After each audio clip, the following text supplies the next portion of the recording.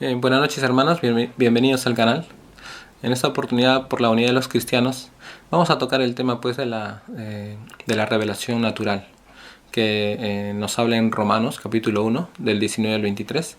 Nos habla el apóstol Pablo sobre esta revelación natural que Dios ha inscrito en la naturaleza para poder tener un encuentro con nosotros, ¿no? Vamos a leer el texto bíblico. Romanos 1, 19. Porque lo que de Dios se conoce les es manifiesto, pues Dios se lo manifestó. Porque las cosas invisibles de Él, su eterno poder y deidad, se hacen claramente visibles desde la creación del mundo, siendo entendidas por medio de las cosas hechas, de modo que no tienen excusa.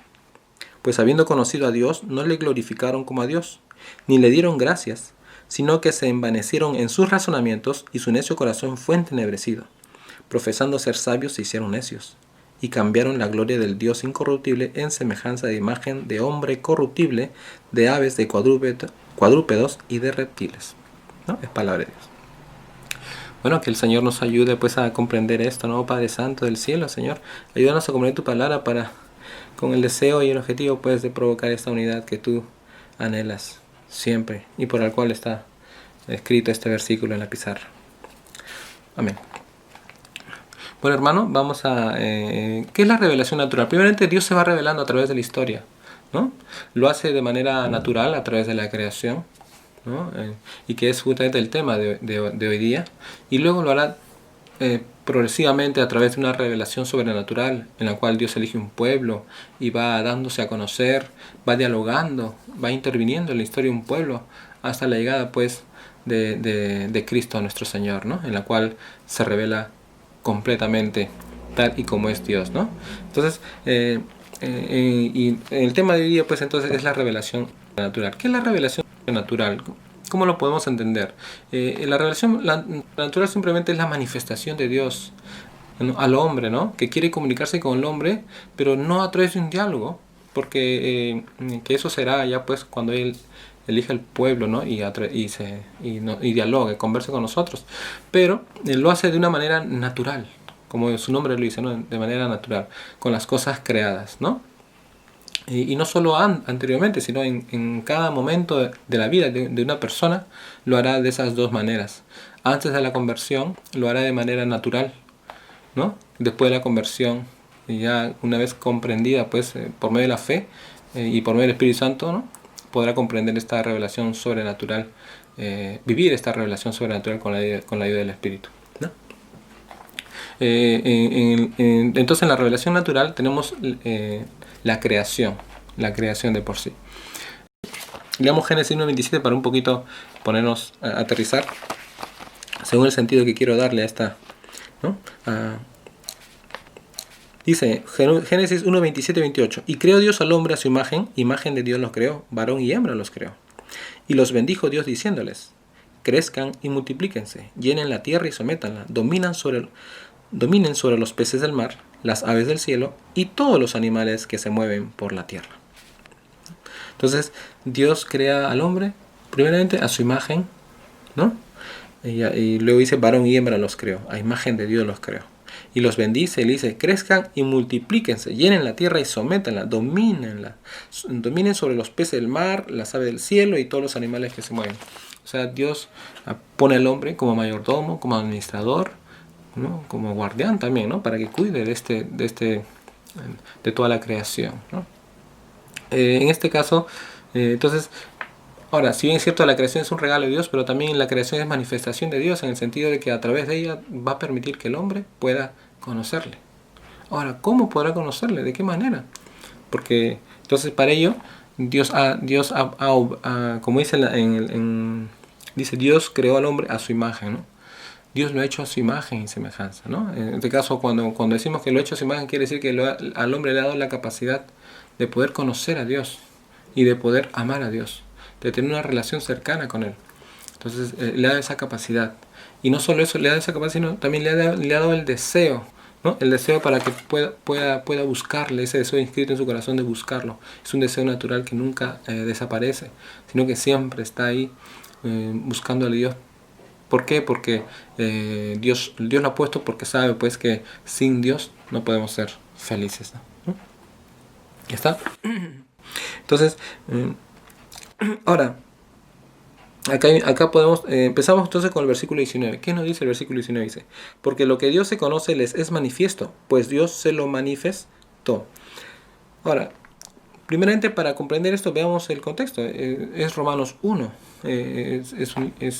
Este capítulo de Romanos, si bien es cierto, hace referencia también a los judíos, también específicamente habla a los griegos, a los paganos. Los griegos no han conocido a Dios, no se les ha predicado, pero están dentro del Imperio Romano. El Imperio Romano pues está comprendido por judíos, griegos. Entonces, ellos no conocen a Dios, pero, si bien es cierto, no conocen a Dios, pero tienen se puede decir, un muy buen discernimiento de las cosas. Son unos pensadores, ¿no? Como dice, amantes de la sabiduría, filósofos. Entonces, pero el problema está en que Pablo ve eso, que ellos buscan a Dios, se hacen preguntas sobre Dios, pero pero lamentablemente como que han perdido, ¿no? Han perdido el rumbo. Veámoslo nuevamente, porque lo que de Dios se conoce les es manifiesto, pues Dios se lo manifestó. Dios nos lo ha manifestado a través de la creación, ¿no? Su grandeza, su bondad, su belleza, ¿no? Y para que a través de esto podamos conocer nosotros a su autor, ¿no? A su autor. Entonces, porque las cosas invisibles de Él, su eterno poder y deidad, se hacen claramente visibles desde la creación del mundo, siendo entendidas por medio de las cosas hechas, de modo que no tienen excusa. ¿Qué nos está diciendo acá? Dice, las cosas invisibles de Él, su eterno poder. Es cierto, Dios ha creado estas cosas y en ellas podemos ver su poder, ¿no? Podemos ver su deidad, que eso no es obra de un ser humano, no es obra, sino tiene que ser obra de un Dios infinito, trascendente, poderoso, majestuoso, ¿no? Grande, grandioso, como dice, ¿no? Entonces, y si bien es cierto, tal vez podamos tener dudas sobre Él, pero viendo la creación podemos darnos cuenta que Él sí existe, que hay alguien que ha creado todas estas cosas. Y este alguien no lo ha creado así al azar, sino que este alguien lo ha creado de una manera organizada. Hay estructura en su creación, hay orden, hay belleza.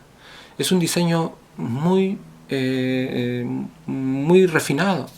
No puede haber sido fruto de la casualidad. Entonces, a través de todas estas cosas, ¿no? O sea que cuando uno ve en la naturaleza, pues se da cuenta que esto no es obra obra al azar, sino que es fruto después de un arquitecto o de un creador, de alguien que ha hecho estas cosas que es Dios, ¿no? Entonces, luego dice, pues habiendo conocido a Dios, no le glorificaron como a Dios ni le dieron gracias, sino que se envanecieron en sus razonamientos y su necio corazón fue entenebrecido. Entonces, si bien es cierto, el deseo de Dios está inscrito en nuestros corazones y Dios lo pone para que le busquemos y por medio de la creación nosotros podamos comprender su amor, podamos comprender su poder, que Él existe, ¿no? Entonces, pero ¿qué ocurre? Que muchas veces nosotros no logramos comprenderlo. ¿Y cuál es el problema para no comprenderlo? ¿Cuáles son los inconvenientes que nos impiden a través de la creación encontrarle? Normalmente son dos pecados muy fuertes, que son la soberbia, que en este caso nos induce a la idolatría, y la sensualidad. Estos pecados tan fuertes que los griegos cayeron, ¿no? Corrompió de tal manera su moralidad que esto entenebreció su inteligencia, su conciencia fue oscurecida por estas pasiones, por estos pecados que ellos cometían, y al oscurecerse su corazón o su conciencia moral, ellos se pervirtieron, ¿no? Entonces perdieron su libertad, se hicieron esclavos de sus concupiscencias, más abajo nos dirá. Y ya su libertad pues ahora es esclava de ello, ¿no? Y debido pues a esta esclavitud que los griegos están atravesando, en la cual deciden pues vivir en ello, en la idolatría y en la sensualidad, en sus pasiones, entonces su inteligencia se oscurece, se desvitaliza y no puede ver, no puede acceder a Dios, ¿no? Como lo haría una persona en un sano juicio, con rectitud y sencillez de corazón o con humildad, ¿no? Podría llegar a Dios fácilmente, pero ellos no. Y lo peor es que no solo es uno, sino que hay una unidad en ellos, hay una unidad en el mal, ¿no? Ellos se jactan de ser sabios, ¿no? Pero al jactarse ser sabio, más abajo también lo dice, ¿no? Un poquito, dice, profesando ser sabios se hicieron necios, ¿no? ¿Y por qué se hicieron necios? Porque justamente al estar esclavizados en sus pecados, su inteligencia no veía las cosas claras. No tenían esa capacidad de diferenciar entre lo bueno y lo malo, ¿no? Debido a que estaban entenebrecidos en su corazón, ¿no?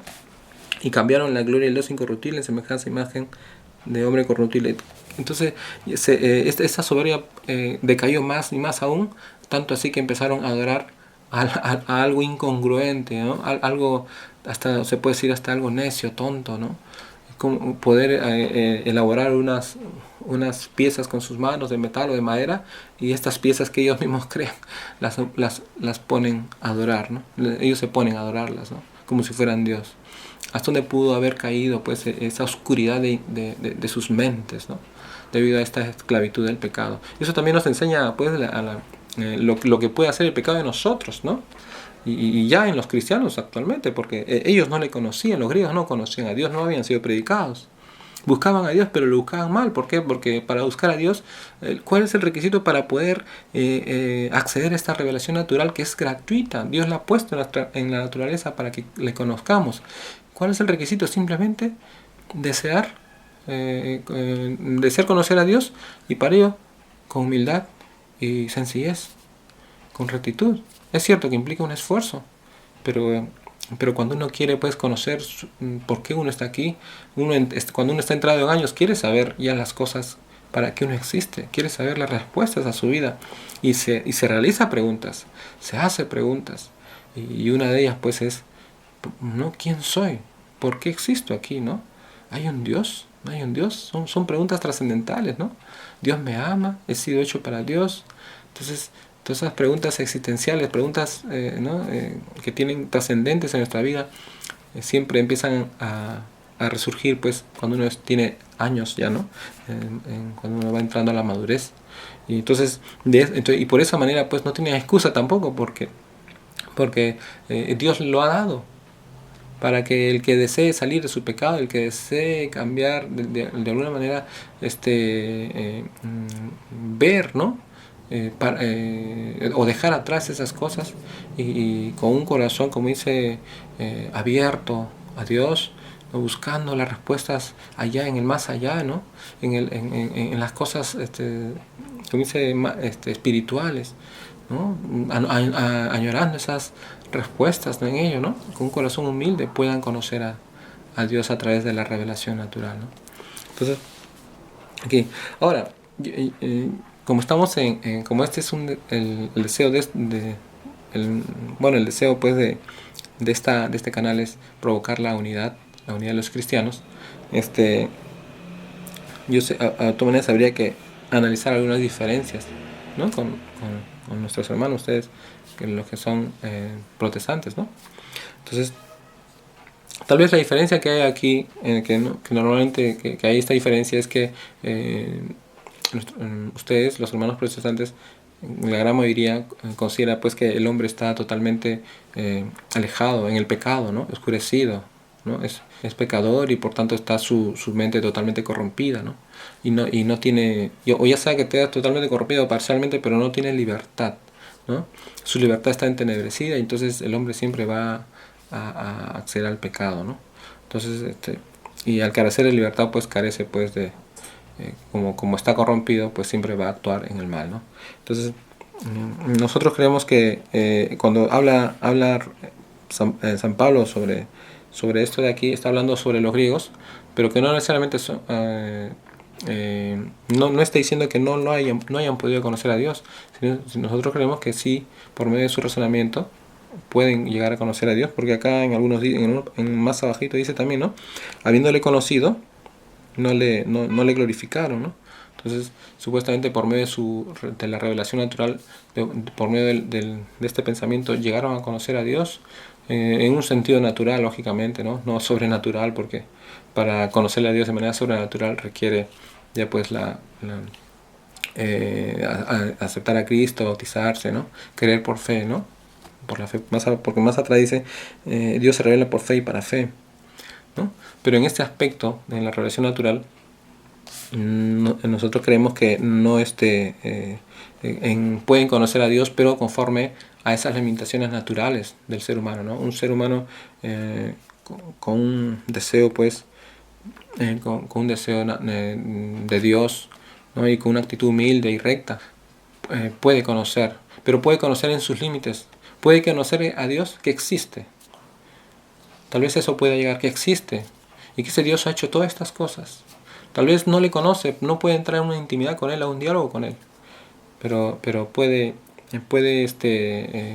saber que existe un Dios y puede rendirse a ese Dios, ¿no? Entonces la revelación natural nos ayuda, pues, como dice, es el primer paso para desembocar en la revelación sobrenatural, porque nos prepara a ese Dios que no conocemos, pero que anhelamos, ¿no? Nuestro corazón anhela, nuestra alma anhela, tenemos sed de ese Dios, ¿no? Porque lo vemos en la creación, en el orden del universo, ¿no? En muchas cosas, ¿no? Entonces, es eso, ¿no? En este caso, hay algunas diferencias, pero yo creo que dentro de las diferencias podemos comprendernos. Sobre este pasaje también nos habla en Hechos 18, 26 y 27, nos habla, dice, les leo para que un poquito complementar también, dice: y de una sangre ha hecho todo el linaje de los hombres para que habiten sobre toda la faz de la tierra, y les ha prefijado el orden de los tiempos y los límites de su habitación, ¿no? Más arriba dice: el Dios, 24, que hizo el mundo y todas las cosas que en él hay, siendo Señor del cielo y la tierra, no habita en templos hechos por manos humanas, ¿no? Dice, luego dice en el 27, para que busquen a Dios si en alguna manera palpando puedan hallarle, aunque ciertamente no está lejos de cada uno de nosotros, porque en él vivimos y nos movemos y existimos, ¿no? Claro. ¿Qué pasa? Que el problema de los griegos en este caso, ellos le habían, de alguna manera, podían admirar sus obras, pero se habían perdido, ¿no? En ello, ¿no? Y acá nos habla Pablo, pues, que a todos nosotros Dios dice, de una sangre ha hecho todo el linaje de los hombres. Dios nos ha creado toda la raza humana, ¿no? Y nos ha fijado los tiempos y los límites de nuestra habitación, en qué lugares debemos ubicarnos, donde debemos, ¿no? Nuestros pueblos, para que busquemos a Dios si en alguna manera palpando puedan hallarle. O sea, para que por medio de la naturaleza, la revelación, podamos, como dice, palpar, podamos hallarlo a través, observando, ¿no? Meditando, contemplando. Eso es lo que desea Dios, ¿no? Y en Él vivimos y nos movemos y existimos, ¿no? Gloria a Dios. También es bueno agregar aquí un poquito para ver Romanos de dónde sale, ¿no? O al menos qué relación, ¿no? No nos olvidemos que en el primer siglo, pues San Pablo escribe, ¿no? Él escribe más allá del año 50, ¿no? Después de Cristo, unos 20 años más allá de que nuestro Señor asciende a los cielos. Entonces, pero también podemos encontrar los libros de la Septuaginta. La Septuaginta es la Biblia hebrea traducida al griego, ¿no? Entonces los libros hebreos se tradujeron al griego. ¿Por qué? Porque el griego empezó a ser el idioma oficial de todo el imperio. Justamente los judíos estaban esparcidos por muchos lugares del imperio romano, más allá de Jerusalén. Estaban en Alejandría, en Egipto, en muchos lugares, y tenían la necesidad del griego, porque muchos de los hijos tenían problemas con el hebreo, no tenían esa facilidad con el hebreo. Y por eso es que la Septuaginta se realizó, la traducción de la Biblia hebrea, ¿no? En la Septuaginta también se añadieron algunos libros que fueron escritos en idioma griego, como en el caso de sabiduría, o el libro de sabiduría, o que le dicen la sabiduría de Salomón, ¿no? Sé que ustedes lo consideran como apócrifo, es un libro que no, pero como este libro se usó mucho, este libro está en la Septuaginta, y la Septuaginta es el Antiguo Testamento en griego, y eso también lo usaron los apóstoles. Ese libro, se puede decir la escritura más usada en ese entonces por la facilidad del idioma. Y los apóstoles también lo usaron, Cristo también lo usó, todos ellos se conocían, y también Pablo conocía de esto. Él no podría ignorar estas escrituras que lo usaban todos y esto sabiduría era una escritura, se consideraba sagrada, todos estos libros. Entonces y por ello, ¿no? La Iglesia Católica lo usa, ¿no? Lo ha considerado en el canon, lo ha considerado como libro sagrado, ¿no? Más allá de que si se ha aceptado o no, nos da una idea, nos da una buena idea estos versículos. Leámoslo. Sabiduría 13. Dice: totalmente estúpidos son todos los hombres que no han conocido a Dios, los que por los bienes visibles no han descubierto al que existe, ni por la consideración de sus obras han reconocido al que las hizo. ¿No? Un poco fuerte, ¿no? Eso es sabiduría, ¿no? Más o menos data del año, entre el año 80 y 30 antes de Cristo se ha escrito este libro, ¿no? Dice: en cambio tomaron como dioses que gobiernan al mundo al fuego, al viento, al aire sutil, al firmamento lleno de estrellas, al agua impetuosa y a los astros luminosos. Pues seducidos por su hermosura los tuvieron por dioses, comprendan cuánto más hermoso es el Señor de todo eso, pues fue el mismo autor de la belleza el que los creó. Y si tal poder y energía los llenó de admiración, entiendan cuánto más poderoso es quien lo formó, pues en la grandeza y hermosura de las criaturas se deja ver por analogía su creador. Los griegos tuvieron ese problema. Podían, en su sano juicio, en su sabiduría, sus razonamientos profundos que hacían, ellos admiraban la belleza y veían la belleza. Podían admirar estas cosas en la naturaleza. Pero ¿qué ocurrió? Aquí, en sabiduría, el autor de este libro llama la atención. Les llama la atención a los griegos. Cómo se han pervertido, ¿no? O muy parecido, ¿no? Muy parecido. Dice acá, pues si seducidos por su hermosura los tuvieron por dioses, comprendan cuánto más hermoso es el Señor. Pues él mismo es el autor de la belleza, ¿no? Entonces, las cosas nos llevan a su autor, ¿no? Pero ¿qué ha pasado con ellos? Entonces la respuesta es sencilla, pues, ¿no? Ellos, sus conciencias se corrompieron, ¿no? Y al corromperse su conciencia fue debido a sus pasiones, ¿no? A sus pasiones bajas, ¿no? Porque pecado de sensualidad y de la idolatría que ellos tenían nubló su entendimiento y no podían mirar al Dios. Es que para mirar a Dios que ha creado todo esto necesitamos rectitud de corazón, humildad, sencillez. Y en ese estado, pues, no se podía dar. Y también ahí nos hace ver algo, ¿no? Nos hace ver algo que a Dios lo podemos hallar. Pero eso requiere mucho de nosotros, ¿no? Dentro de lo natural, sí le podemos hallar. Bueno, entonces, y más abajo no dice, ¿no? Estos con todo no merecen un reproche grave, porque quizás se extravían al buscar a Dios queriendo encontrarlo. Se mueven entre sus obras y las investigan y quedan seducidos al contemplarlas. Tan hermosas son las cosas, ¿no? Que contemplamos, ¿no? En la naturaleza y todo eso. Pero de todas formas, ni siquiera estos tienen excusa. Igual que Pablo dice acá, ¿no? Ellos no tienen excusa. Un poco, o sea, hay mucha similitud, ¿no?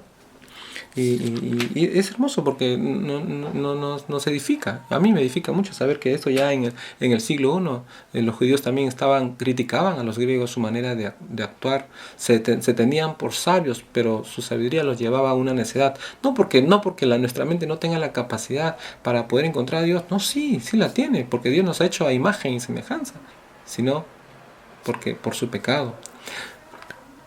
Aquí cuando decimos imagen y semejanza, ¿a qué nos da un poquito para aclarar, ¿no? Porque tal vez es como que suena un poco raro, ¿no?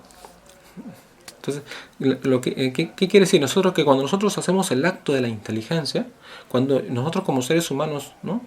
Pensamos, ya en ese mismo acto, en ese mismo acto de inteligencia, en ese mismo momento en el cual empezamos, ¿no? A usar la inteligencia, en este conocimiento que empieza, ¿no? a abrirse, ¿no? Porque empezamos a observar, contemplar, analizar, distinguir, ¿no?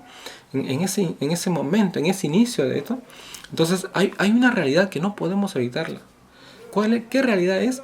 Que nuestra inteligencia tiene grabada la imagen de Dios, tiene impresa la imagen de Dios.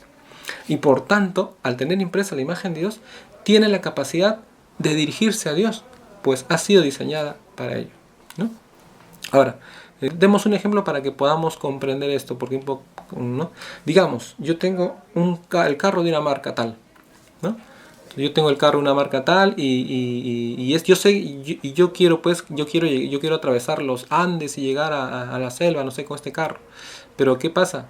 Yo sé que el único carro que puede hacerme llegar hasta allá es el carro de la marca tal. Ya está. Entonces cuando yo compro el carro, yo tengo la marca y ¿no? Con este carro de esta marca sí voy a llegar. Yo sé que el carro de otra marca no me va a permitir llegar hasta allá. No va a poder llegar. Entonces yo sé que en vano va a ser. Pero si yo sé que este carro de esta marca, voy a llegar. ¿Qué nos quiere decir eso? ¿Qué nos quiere decir eso?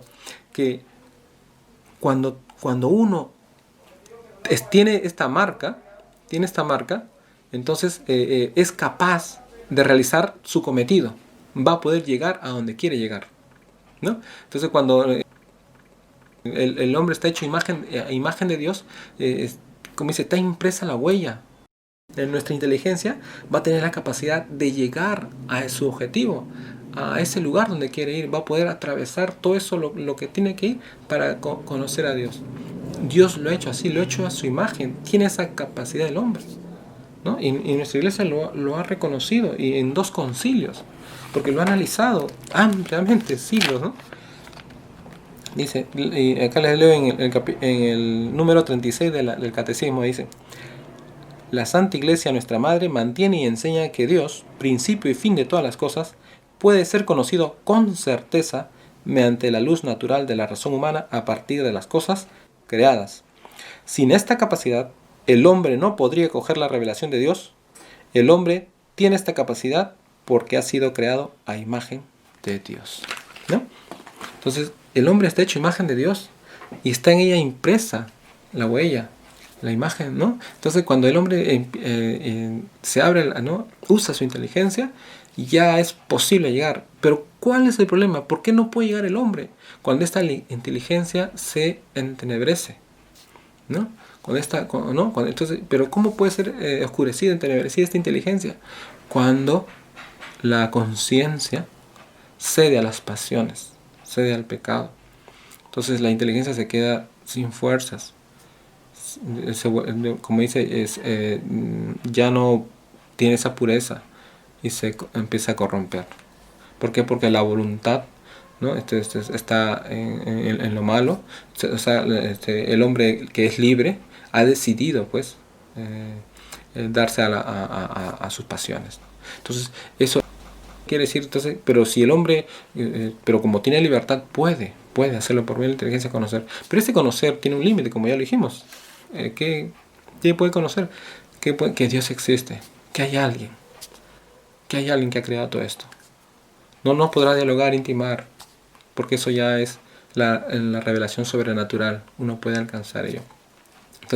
Entonces bueno, más o menos ahí tenemos. Luego nos dice en el versículo 21, ¿no? Pues habiendo conocido a Dios, no le glorificaron como a Dios ni le dieron gracias, sino que se envanecieron en sus razonamientos y su necio corazón fue entenebrecido. Muy bien, igualito, ¿no? Todo fue por las pasiones. ¿Qué pecados acá nos dan, ¿no? De la idolatría, ¿no? Dice, profesando ser sabios se hicieron necios, cambiaron la gloria del Dios incorruptible en semejanza de imagen de hombre corruptible, de aves, de cuadrúpedos. Todo ello fue por el pecado que ellos tenían. Mire, muchas veces puede haber ese error, ¿no? Y yo comprendo. Puede haber ese error de que muchas veces decimos, ¿no? Siempre queremos exaltar a Dios y debe ser así, pero a costa de disminuir al hombre al mínimo grado, ¿no? Queremos hacer como que la separación bien amplia, como dice, cosa que exaltamos a Dios y al hombre lo minimizamos, ¿no? Pero también, cuando hacemos así, corremos un riesgo, porque cuando exaltamos a Dios a costa del hombre, ¿no?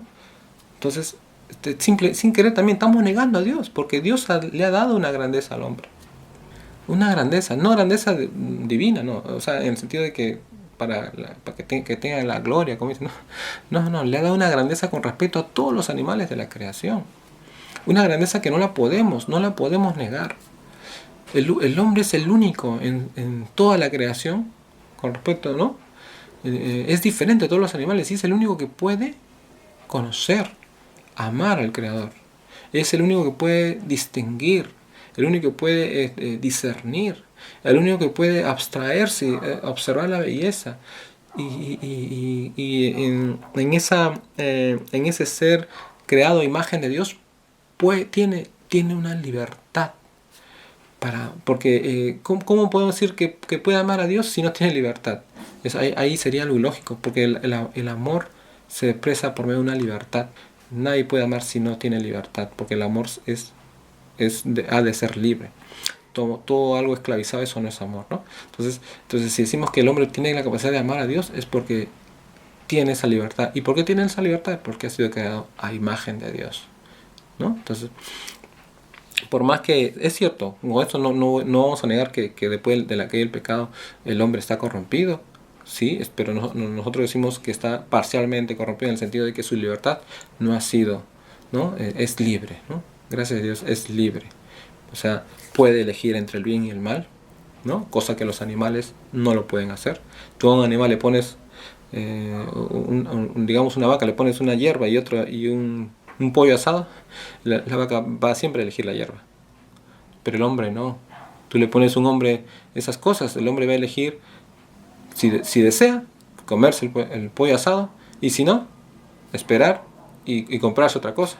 Y si no, no comer nada y tomarse un vaso de agua, ¿no? O sea, o si no, simplemente no come nada y se decide ir, ¿no? O sea, el hombre tiene esa libertad, no está condicionado, ¿no? Y peor, no está determinado tampoco, ¿no? Nada. ¿Por qué? Porque él es libre. Puede optar, ¿no? Es distinto que los animales. Nosotros no estamos condicionados a nuestros instintos, no. Por más que la caída haya corrompido, de alguna manera haya fracturado nuestra parte interna, ¿no? Estamos inclinados al mal, pero no somos, pero somos libres. Es cierto, la concupiscencia es algo tan fuerte que nos lleva al pecado, ¿no? Es como un esclavo nos tiene, ¿no?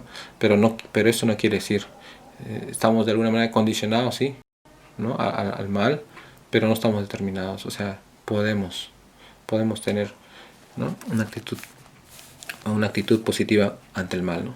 Contra el mal. Entonces, negar aquí la grandeza del hombre es un poco también ir contra la humildad del hombre. El hombre, ¿por qué? Porque la humildad del hombre está justamente en que, y todo hombre, ¿no? La humildad en todo hombre está no en negar nuestra grandeza con respecto a los animales de la creación, no es negarla. Nuestra humildad está justamente en reconocer que esa grandeza que nos ha dado con respecto a los demás animales de la tierra, esa grandeza es de Dios, nos la ha concedido Dios, nos la ha dado. En eso está ¿no? Entonces la humildad está justamente en reconocer que Dios ha sido quien nos ha dado todo ello. Y a la vez que nos ha dado una grandeza con respecto a todos los animales, también Dios nos ha dado una dependencia de Él. Que nosotros y nosotros nos dependemos de Él totalmente, ¿no? Gracias a Él. Él ha iniciado todo esto y por medio de la revelación natural nos acogen o se intenta pues tocar nuestro corazón, llegar a nosotros, comunicarse, manifestarse, ¿no? Y si nosotros somos se dice dóciles, humildes, sencillos, rectos, buscamos, ¿no? Esa trascendencia, esas respuestas en la creación, es más seguro que conozcamos a Dios a través de la revelación después, la revelación sobrenatural, ¿no? Que es algo como que automático prácticamente, ¿no? Cuando uno busca a Dios de esa manera, tarde o temprano lo encuentra porque tiene ese anhelo en su corazón, ¿no? Esa sencillez. Bueno, hermanos, entonces, ¿a dónde queremos llegar aquí? Yo tengo este ministerio de de incentivar la unidad en los cristianos, provocarla, ¿no?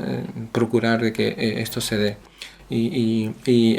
¿A dónde quiero llegar aquí? Porque al final hay diferencias, sí.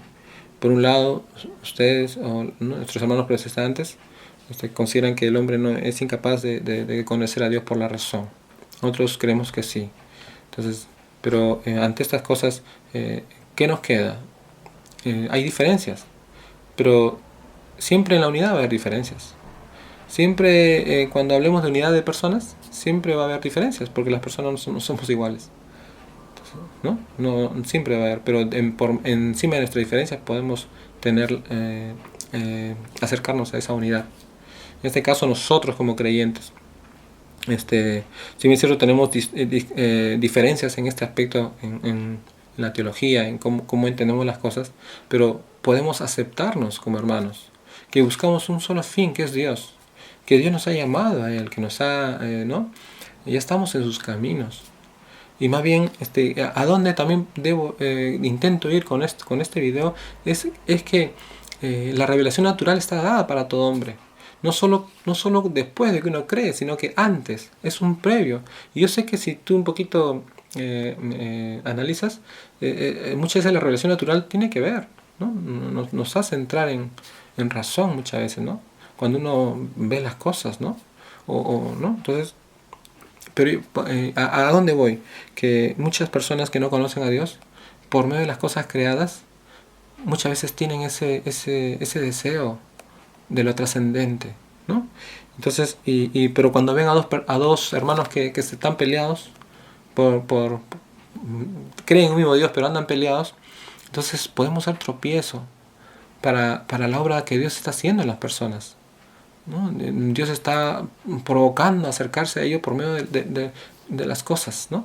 Y el salmista también nos habla, pues, ¿no? Que el cielo, ¿no? Los cielos glorifican, ¿no? A Dios. Y el firmamento es la obra de sus manos.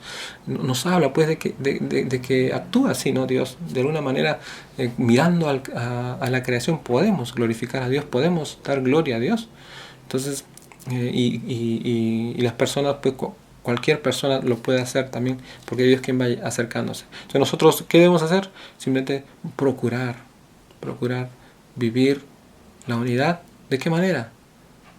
Aceptándonos como hermanos, aceptándonos. Acá no se trata de convertir. Yo no deseo convertirte a la Iglesia Católica, ¿no?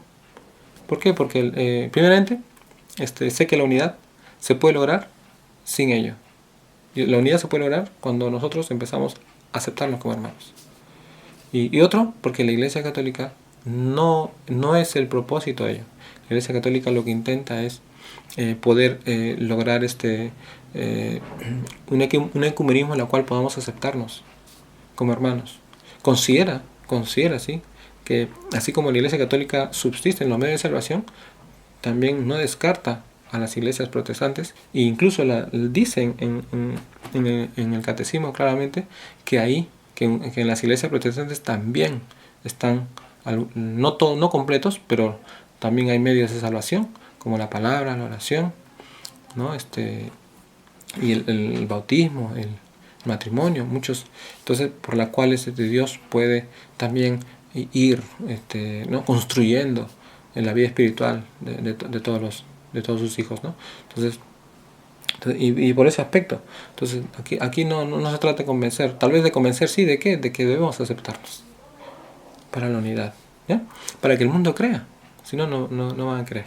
Bueno, hermanito, eso es más o menos un poco la revelación natural con el deseo de provocar la unidad en nosotros. Hay diferencias, y las habrá. Incluso los versículos 17 y 18, que no los he tratado ahora porque pienso tratarlos en otro momento. Hablaremos más profundamente. Y ahí ya veremos también nuestras diferencias. Pero por encima de ellos podemos acercarnos, ¿no? Podemos aceptarnos como hermanos. Les canto una canción.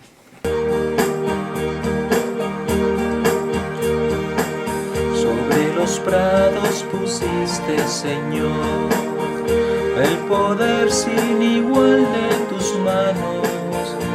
Los arroyos y cerros tú los formaste, oh Señor, pon tu mano sobre mí.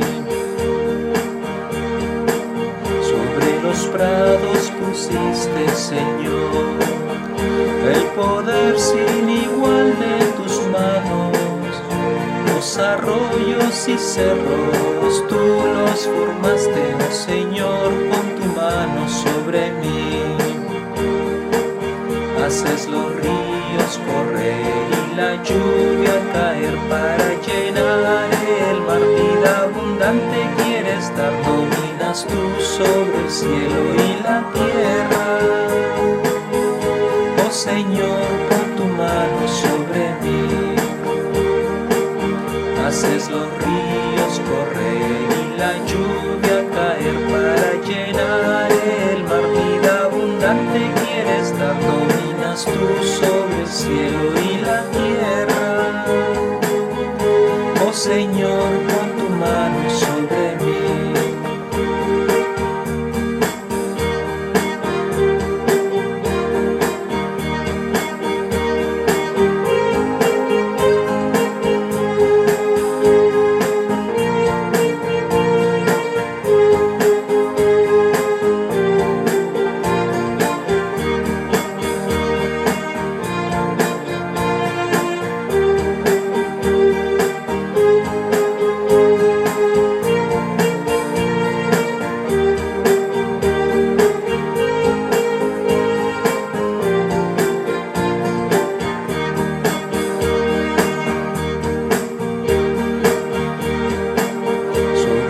Prados pusiste, Señor, el poder sin igual de tus manos.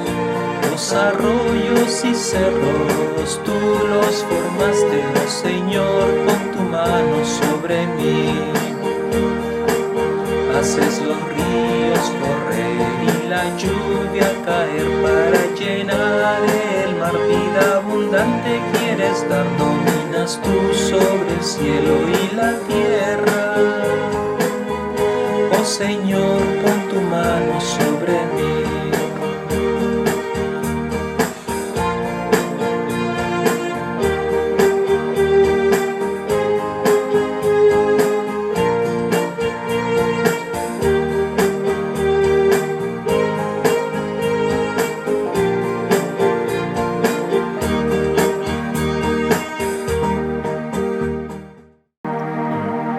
Gracias, hermano, por ver este video hasta el final.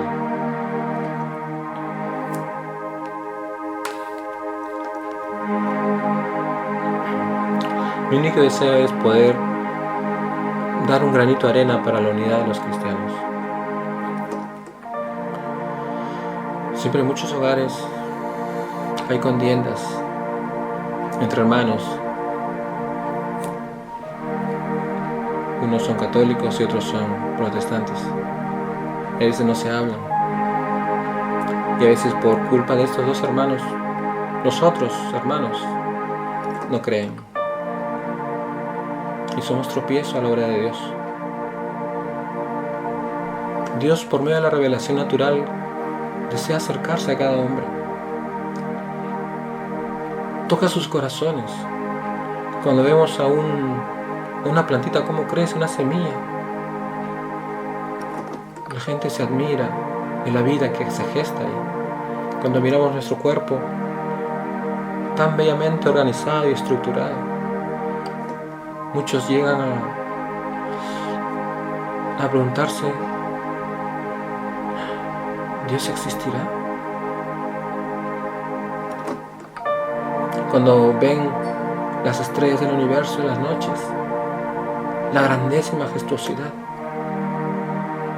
muchos se preguntan si debe haber un Dios. No puede ser todo tan bello y ordenado. Y nosotros no debemos poner tropiezo a ese deseo de Dios de encontrarse con cada hombre por medio de su creación. Dejando las teologías a un lado, hablemos de Cristo, hablemos de Dios. Tú como tú lo entiendes, yo como yo lo entiendo, pero hablemos de Cristo, pero sin criticarnos. Hablemos de Cristo nada más. No pongamos a otras denominaciones o religiones para tener, como dice, para que nuestras palabras suenen mejor, suenen con autoridad, etc. No, hablemos del Señor nomás. El que camina en la verdad no teme, no tiene que todavía hablar de otros mal. El que anda en la verdad enseña a Cristo nomás. Habla del Señor y confía en que lo que ha hablado de Dios dé fruto. Predicando la palabra, orando, intercediendo por ellos. Nada más. Ese es mi deseo, hermano. Esta revelación natural es hermosísima cuando uno lo ve. Todo lo que ha hecho Dios. En todas las cosas que uno ve ahora. Y lo bueno es que por medio de la revelación sobrenatural, por medio de Cristo acá en nuestro corazón, podemos ver esta revelación, estas cosas creadas por Dios de una manera plena, con sentido. Nuestro razonamiento nos hace, como dice, nutre nuestra fe, y nuestra fe a la vez asiente al razonamiento, y ambos a la vez llegan a un momento en el cual uno vive con más fervor, con más entusiasmo su vida, ¿no? Como dice, lo natural ahora se ve de forma sobrenatural, y lo sobrenatural se vive de una manera natural, tan natural. A eso debemos llegar, hermanos. Aceptarnos. Ya no más acusaciones, ya no más juzgamientos, ya no más hablar mal del otro. Ya no podemos. Si no, el mundo no va a creer, si no, nuestros hermanos no van a creer, nuestras familias no van a creer, muchos que no conocen a Dios, cuando nos ven discutir, pelear, no van a querer volver a Dios. Vamos a hacer tropiezo. Y créeme, eso sí es una responsabilidad delante de Dios. Porque habiendo conocido la palabra, somos así, irresponsables, tenemos culpa también. Mejor es cerrar nuestros labios y hablar de Cristo nada más. Y como dice, y orar porque todos conozcan la verdad. Y si no la conocemos mientras estamos aquí en esta vida, la conoceremos allá en el cielo con Dios. Gracias, hermano mío, en el nombre de Jesús. Muchísimas gracias. Espero verte pronto. Amén. Bueno, hermano, estamos llegando al final. Y gracias por darte tu tiempo, ¿no? en aprender más sobre las cosas de Dios. Y cómo no, poder conocer al otro. Cómo piensa el otro grupo, ¿no? Cómo piensan los otros hermanos sobre Dios, ¿no? Y en eso de la revelación natural, pues, hay cosas que nos diferencian, pero que cuando uno se abre al diálogo, se abre a estas cosas, a estos videos, uno puede ver, como dice, la verdad, ¿no? Puede conocer más las cosas. Si bien es cierto los que nos diferencian, pero hay el deseo inscrito en nuestro corazón de buscar siempre la verdad, porque la verdad nos permite de alguna manera aceptarnos, reconocernos como personas, que tenemos ¿no? el derecho de pensar distinto, de pensar diferente, ¿no? También nos permite abrirnos al diálogo. Entonces gracias también por seguir viendo los videos, y yo sé que te va a hacer mucho bien. A mí me hace mucho bien conocer cómo piensan mis hermanos evangélicos o de diferentes de las denominaciones de la Reforma, y me nutre porque veo que Dios de alguna u otra manera obra en ellos y poderosamente, ¿no? Entonces ella nos abre pues a ser más de alguna manera receptivos, más acogedores, más abiertos, ¿no? Como dice, todos somos hermanos, ¿no? La revelación natural, otros lo entienden de otra manera, nosotros de otra manera. Pero ahí estamos, ¿no? Buscando la verdad, ¿no? Que Dios nos ilumine a todos, y por encima de la verdad, ¿no? Que siempre tiene que haber es el amor, ¿no?